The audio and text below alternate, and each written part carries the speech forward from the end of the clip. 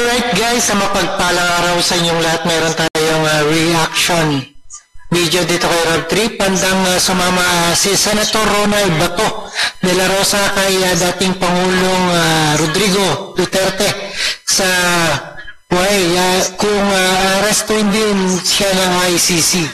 Alright, nagpahayag naman ang opinion ng ibang senador kaugnay sa pag-aresto sa dating Pangulo. At panoorin po natin guys dito sa ating reaction video sa UNTV. Magandang gabi Asher, may impormasyon na ba sa ngayon kung nasaan na si dating Pangulong Duterte at kailan inaasahang makararating siya sa The Hague?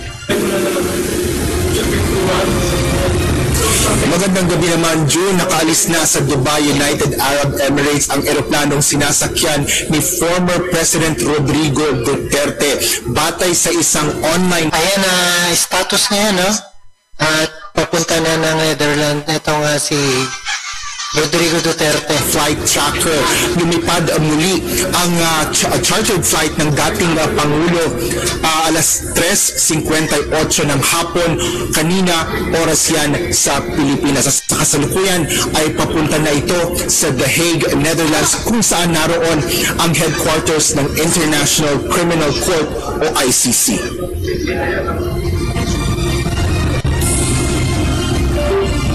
Pasado alas 11 kagabi nang lumipad ang chartered flight ng isinakay si dating Pangulong Duterte para dalhin sa The Hague kung saan haharap siya sa ICC para sa kanyang paglilitis. Lumapag ang jet nito sa Dubai, United Arab Emirates kaninang alas 4 ng umaga sa Pilipinas batay sa online flight tracker. Nag-layover ang aeroplano sa Dubai para mag-refuel bago bumiyahe diretsyo na sa The Hague. Batay sa larawan at videos na ibinahagi ni Senador Christopher Bongo, makikita ang dating Pangulo sa loob ng eroplano kasama si former Executive Secretary Atty. Salvador Majaldia. Sa social media post naman ng anak na si Veronica Kitty Duterte, kinwestiyon nito ang umano'y pagbibigay ng isang sandwich lamang sa ama sa loob anya ng 8 oras na... Grabe no, isang sandwich 8 oras. Ayan, hindi kaya manghina yan. Ngunit sa isang video post, makikita kain ng kanin ang dating Pangulo sa loob ng eroplano. Nagpakita rin si Kitty ng isang larawan ng kanyang nasirang damit na ang bunga ng harassment na ginawa sa kanilang pamilya ng mga tao na dapat sana ay nagbibigay ng proteksyon sa ating bayan. Samantala, naglabas na ng pahayag si Senador Ronald Bato de la Rosa kaugnay ng posibleng paglalabas din ng ICC ng warrant of arrest laban sa kanya. Aniya, kung lahat ng mga legal na remedyo ay nagawa na at wala pa rin silang makuha hostisya, ay hindi niya hahayaang magdusa ang kanyang pamilya sa paghahanap sa kanya ng mga pulis. Handaan niya siyang sumama kay Duterte at... Ayan, nakahandang sumama itong si Bato, no? Kay FPRRD sa kung arrestuin ng ICC. Umaasa siyang pagbibigyan siyang maalagaan din ang dating Pangulo. Kinwestiyon naman ni Senador Alan Peter Cayetano ang naging proseso ng pag-aresto sa dating Pangulo na basta na lang anyang isinakay sa eroplano habang may petisyon sa Korte Suprema. Not many choose. Alright, again, attack is weaker than... Ayan, napanood at napakinggan po natin ang ating reaction video ni Rob 3. Alright? May pinaka-minimum. Ang pinaka-minimum is due process and letting everyone avail of the legal remedies. Hindi pwedeng may korte sa ibang bansa, kuhuliin mo tapos isasakay mo na lang sa aeroplano. So, eto po tanong ko sa inyo. Paano kung sitting Supreme Court Chief Justice, sitting Speaker, sitting Senate President, sitting Cabinet Member, sitting President ng ating bansa, may isang international court na naglabas, yung PNP, huhulihin nyo na lang, sasakay nyo na lang sa aeroplano, aalis na sa ating bansa? Diba? Dagdag pa ni Senador Cayetano, ang pagiging mahinahon ay hindi nangangahulugan na pababayaan na lang ang injustisya na nangyayari. So, fellow lawyers, it doesn't matter if we're pro-admin, pro-Duterte, neutral, etc. Ang pinag-uusapan na dito, ano yung batas ng Pilipinas. And ako personally, I'm so uncomfortable. I'm much more than that, but I'm just trying to maintain my cool na pwede talagang a foreign court will order tapos arrestin mo dito.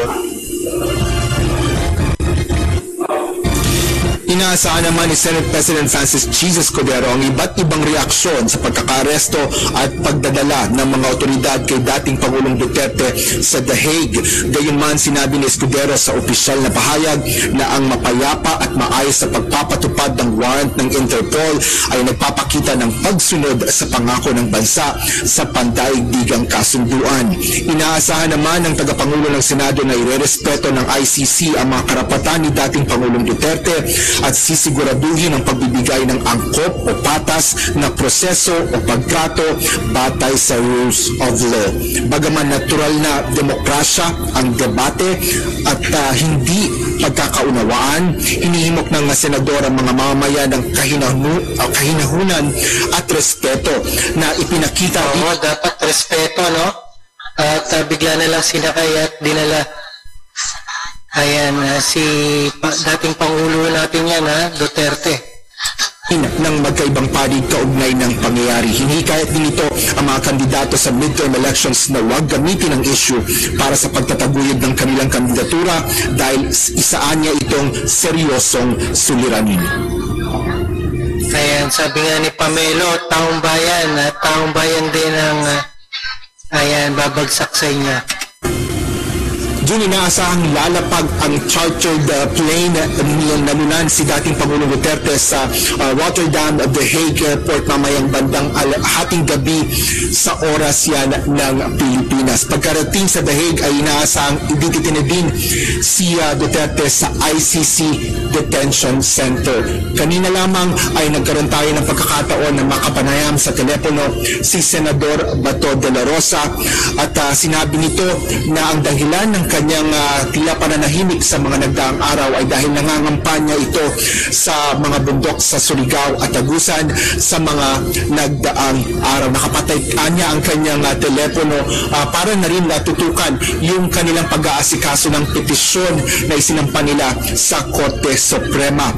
Aniya, lalabas pa rin siya para mangampanya at mabubuhay ng normal maliban na lang kung may ilabas na nga rin warrant of arrest ang ICC laban sa kanya. Nakausap niya na rin ang kanyang asawa at sinabi niya na ang kanyang desisyon ay isusumitin nito ang kanyang sarili. Tinitingnan din ng senador ang paghingi ng tulong kay Senate President Escudero habang hinihintay pa ang magiging desisyon ng kanilang petisyon. Bago tumulak papuntang Hong Kong noong Biyernes, sinabi din ni Senador Ronald Bato de la Rosa na nalaman na nila na may warrant of arrest na laban sa kanila, kaya ito na rin yung dahilan na hindi na rin siya tumuloy sa biyahe. At para sa kanya, ito ay isang betrayal o pagtataksil ang ginawa ni President Ferdinand Marcos Jr. dahil nangako niya ang Pangulo sa Senador na hindi ito magpapasok o magpapasakop sa jurisdiksyon ng ICC. Ayan, politika talaga nangyari sa atin. Kaya ganyan na pinahuli at dinala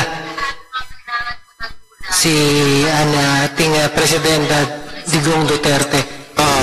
Kanya rin sinabi na kasinungalingan na humingi sila ng refuge kay Chinese President Xi Jinping noong nagpunta sila sa Hong Kong. Yan ang latest dito sa Senado. Balik sa iyo, June.